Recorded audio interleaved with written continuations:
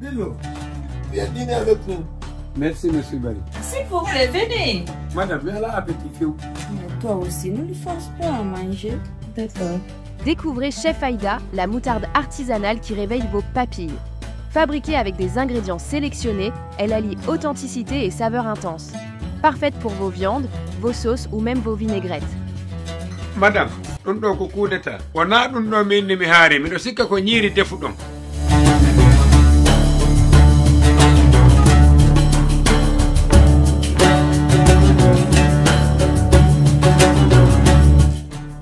Madame, on nous veut les C'est créé un nom, Chef Aïda. Chef Aïda.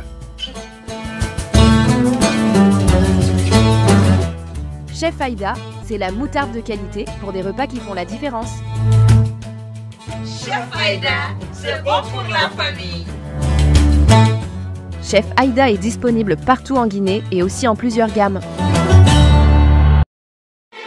Jus Vandame. Découvrez la puissance ultime de la boisson Vandame Energy Drink. Le tonus nécessaire qui dynamise votre journée grâce à sa formule unique conçue pour vous procurer l'énergie et la puissance nécessaires. Testez le nouveau goût de la boisson Vandame Energy Drink avec un goût magnifique. Vandame est une boisson énergisante qui donne la force et la puissance. Vandame, votre boisson qui élimine la fatigue dans le corps, booster d'énergie et de concentration. Savourez le goût unique et authentique de Vandame Energy Drink. Meilleure boisson énergisante en Guinée et la plus forte, riche en vitamines et en minéraux. Elle renforce l'immunité. La boisson énergisante Vandame améliore vos performances physiques et vous permet d'augmenter votre endurance pour amorcer une journée productive. Offrant une énergie naturelle, Vandame Energy Drink est disponible partout en Guinée et dans la sous-région. Vandame Energy Drink, toujours plus fort.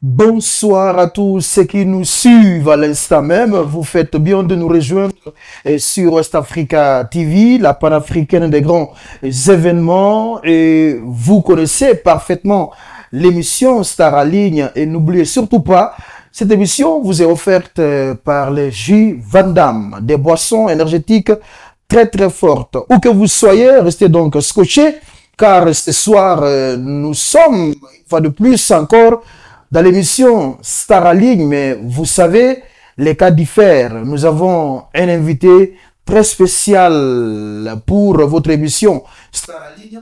Donc, il s'agit d'un dossier, franchement. Vous savez, l'émission aujourd'hui est beaucoup sollicitée. Donc, nous sommes tenus, obligés de vous accompagner, d'accompagner tout le monde sans exception. Alors, si vous avez un fait de société, un problème qui vous préoccupe, vous pouvez faire un petit tour ici. Ensemble, on va en débattre à l'émission Star à Ligne. Alors ici, nous avons sur ce plateau, voilà, Albert Diawara. Albert Diawara est un jeune, voilà, vous le voyez donc dans l'émission Star à Ligne, mais très triste car il est dans une situation très difficile. Pour la petite histoire, Albert Diawara donc a perdu sa maman. Sa maman donc s'appelait Antoinette Hadjimalis. Voilà. Elle était hôtesse de l'air à UTA, victime du crash voilà, du Boeing 727 du 25 décembre 2023 à Cotonou. Tenez-vous bien, hein. Sa maman a rendu l'âme dans un crash d'avion le 25 décembre 2003, oui, 2003 à Cotonou. Et depuis lors, c'est il ne parvient pas vraiment du tout à bien mener sa vie. Trop de problèmes dans sa famille. Il est d'ailleurs abandonné par toute la famille. C'est pourquoi il est venu, donc, voilà, il a sollicité, voilà, donc, l'accompagnement, voilà, de l'émission Star en ligne.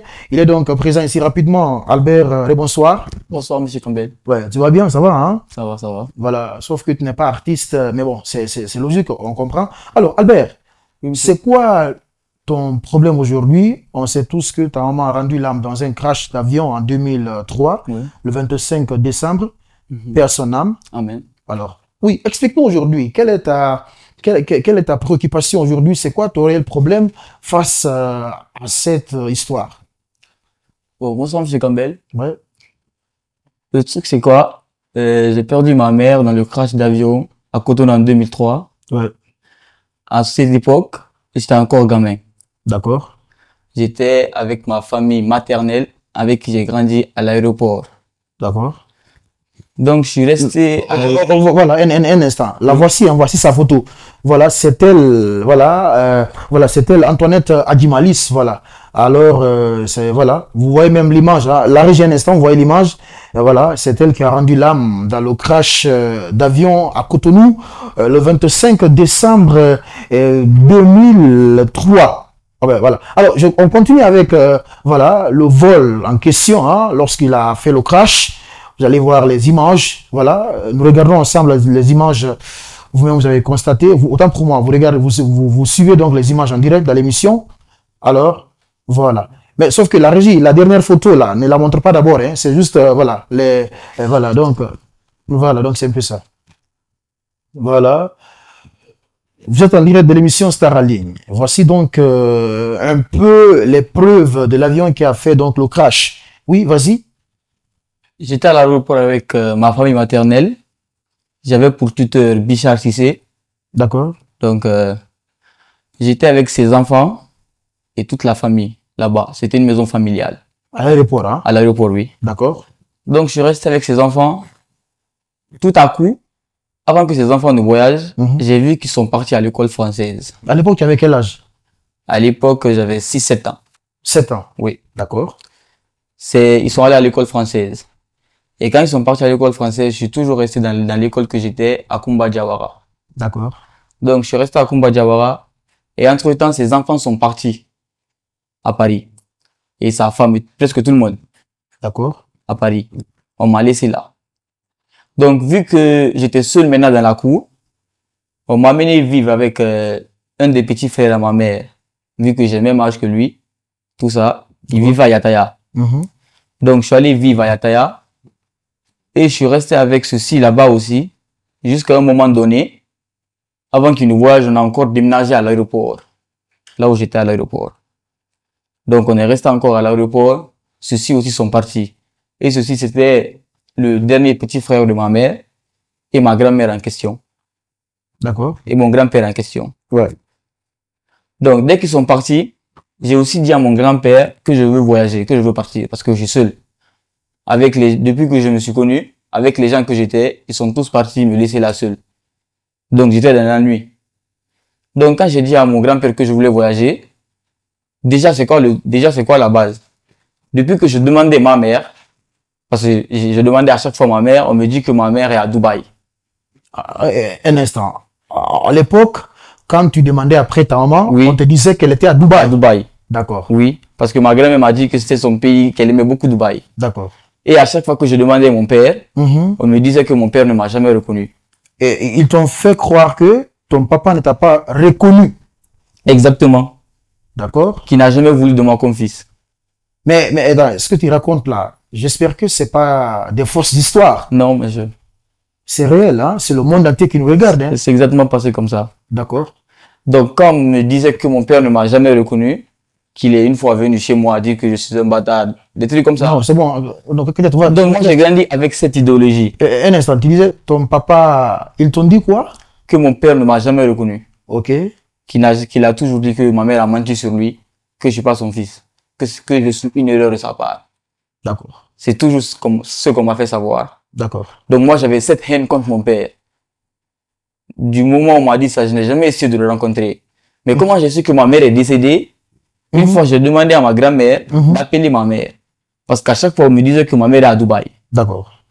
Donc, ce jour, j'ai insisté, il faut qu'elle appelle, d'appeler ma mère. D'accord. Parce que j'ai envie de parler avec elle. D'accord. J'étais gosse, je voyais mes amis et leurs parents. J'avais envie d'être comme tout le monde. Donc, elle a refusé d'appeler ma mère.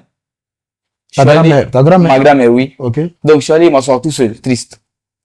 Après, c'est la servante à la maison du nom de Salimatou D'accord. qui m'a dit que ma mère est décédée. Attends. Sur le coup, quand tu as demandé à ta grand-mère d'appeler ta maman, elle n'a pas accepté. Non, C'est la servante qui a pris l'initiative exactement. de t'annoncer la mauvaise nouvelle. Oui, Pendant toutes ces années, hein. pendant toutes ces années. D'accord. Et quand elle m'a annoncé la nouvelle, je suis directement allé voir ma grand-mère. Je lui ai dit, mais on me dit que ma mère est décédée. En ce moment, j'étais gosse, je comprenais pas bien les choses, mais je savais c'était quoi un décès quand même. Donc, ma grand-mère, du moment où elle a vu qu'on m'a dit, elle ne pouvait plus me mentir. Elle m'a dit que ma mère est décédée dans le crash d'avion. Et depuis ça, mon père ne m'a pas reconnu. Et elle me dit qu'avant ça, que mon père ne m'aurait pas reconnu. Bien avant, voilà, le décès. Bien avant le décès de ma maman. D'accord. Donc, moi, j'ai grandi avec cette haine contre mon père. Donc, quand ils sont tous partis en Europe, j'étais seul. Il y a un monsieur qui était à la maison, qu'on a amené là-bas, du nom de Cheikh Mohamed Keita. Ok. Carrément. C'est un jeune qui travaille pas. D'accord. Donc, j'étais avec ce dernier à la maison. Je mangeais maintenant chez mes amis. Donc, la famille t'avait complètement abandonné. Complètement. Mais attends, c'est une réalité. Oui. Sérieux? J'ai témoin. Oui, voilà. Il y a des témoins oculaires, hein, Oui. qui peuvent en témoigner. Plein. D'accord, allons-y. Donc, du moment où j'étais livré à moi seul, c'est là que j'ai connu, dehors, la vie de dehors. Et quand j'ai connu La vie de débauche en émo. la vie de débauche. D'accord. Et le monsieur Bichard Sissé, qui était mon tuteur, D'accord. qui a commencé à dire que je suis un délinquant, il m'a chassé de la maison.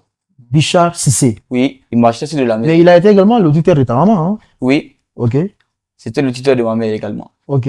Donc, quand il m'a chassé de la maison, j'étais livré à moi-même. Je dormais parfois chez mes amis. Et quand je peux pas dormir chez mes amis, je dors dans des marchés, sur des bancs. Attends, cette histoire. Donc, on t'a abandonné, quoi. Oui, Un enfant abandonné. oui. Dans la rue comme ça. Dans la rue comme ça, oui. Pendant que ta maman est... Non, je comprends pas. Pendant que ma mère